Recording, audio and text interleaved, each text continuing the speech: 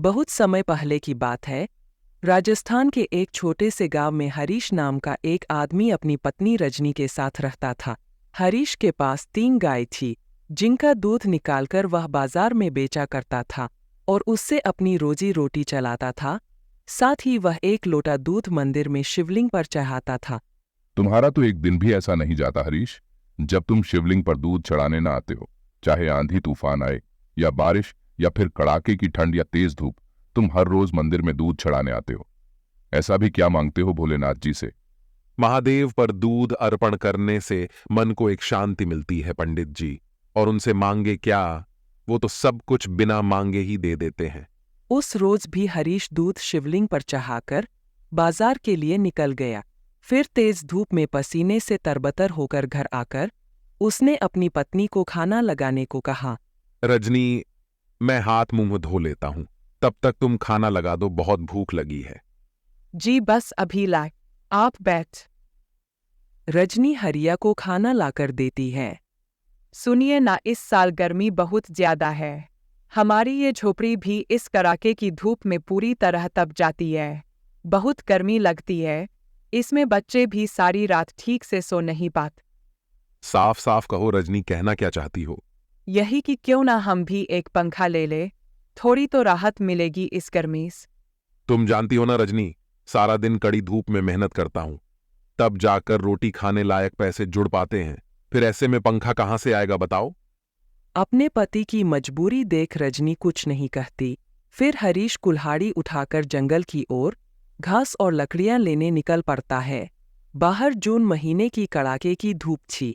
तेज धूप सीधे शरीर को जला रही थी। कुछ ही देर बाद वह जंगल से लकड़ियां और घास काटकर अपने सर पर रखकर घर लौट रहा होता है।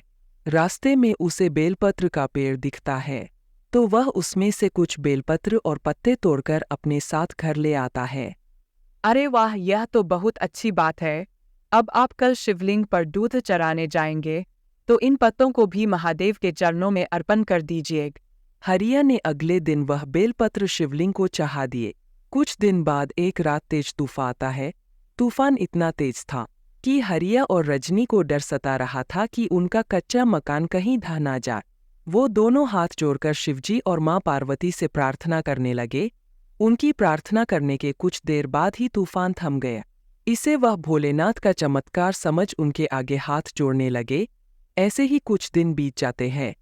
एक रोज तेज गर्मी होती है। लोगों को घरों से बाहर ना जाने की हिदायत दी गई। सुनिए जी, आज रहने दीजिए ना, आज आप काम पर मत जाइए। मौसम विभाग ने बाहर जाने से मना किया है। कुछ नहीं होगा मुझे, और काम भी तो जरूरी है ना।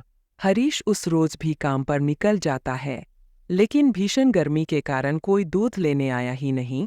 सारा बाजार और गांव सुनसान पड़ा था। फिर हरीश मंदिर जाकर शिवलिंग पर दूध चढ़ाकर घर लौट रहा था, तो लू लगने के कारण वह बेहोश हो गया। उसे जल्दी से अस्पताल ले जाया गया, जहां डॉक्टर ने रजनी से कहा, देखिए, लू लगने के कारण इनकी तबीयत खराब हो गई है। अभी तो मैंने ग्लूकोज चढ़ा दिया है, लेकिन आपको इनको गर्मी से बचाना होगा। हो सके तो इनको ऐसी की हवा में रखिए, तभी ये जल्दी ठीक हो पाएंगे।